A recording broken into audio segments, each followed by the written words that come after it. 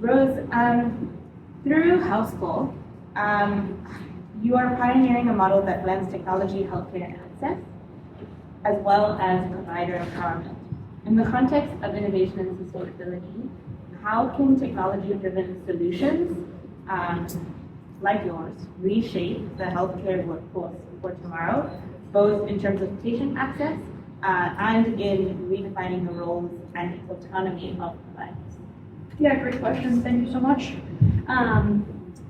The way we think about it at and through House Call is twofold. On the one hand, it's about providers, individual providers, nurses, doctors, practitioners, wellness professionals, and on the other, it's patients and their access to healthcare.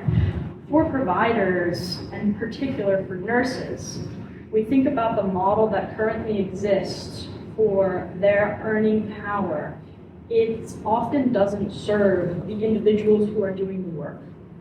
And what's created is a problem where they are not empowered, both in terms of the flexibility of their schedule, the services they're providing, and their ability to provide care.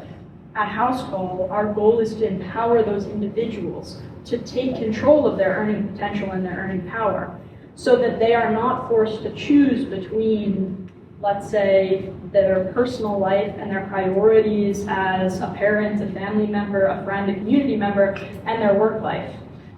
So through our platform, healthcare providers, particularly nurses, set their own schedules, set their own prices, and are able to create their own business to do that. On the other side of our platform is patients.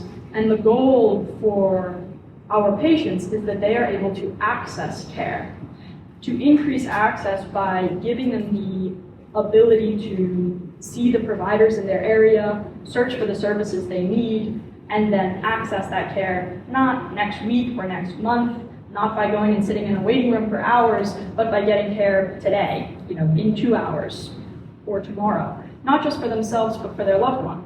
If you had a parent, grandparent, or family member call you up right now and say, I don't need to go to the hospital, I don't want to go to the hospital, but I fell, or I want someone to come check on me, are you able to provide them that access without sending them to the emergency room? There's a gap in our healthcare system between telehealth and emergency visits that puts pressures on the hospital systems, and that therefore contributes to overburdened workforce, staff shortages, burnout. So we're trying to get into the middle of that cycle and disrupt it and create alternatives that can both fill gaps, empower providers, empower healthcare professionals, and increase access for patients. Technology, innovation, and sustainability are at the center of those. So in terms of technology, we're thinking about the ways to increase efficiency in providers' time, in patient access, where people are, and how people can find those who are close to them.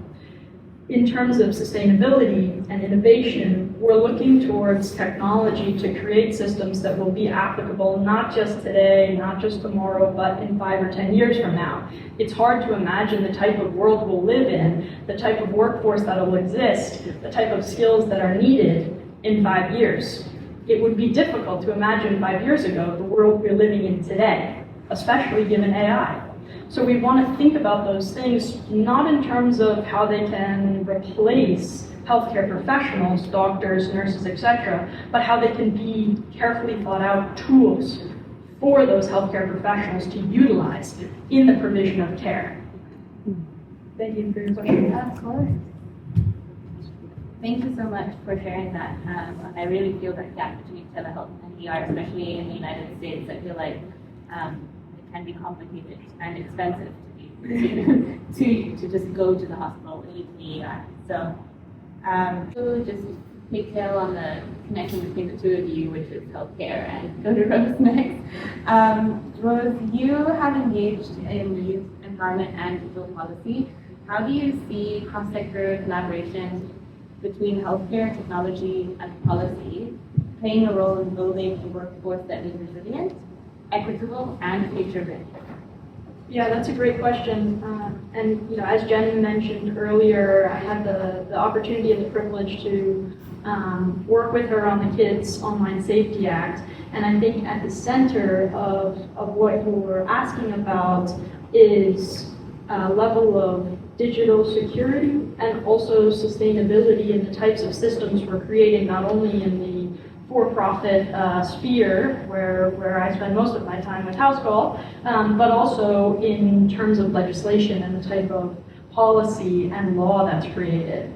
And when we think about policy, I often think we're looking at the world today.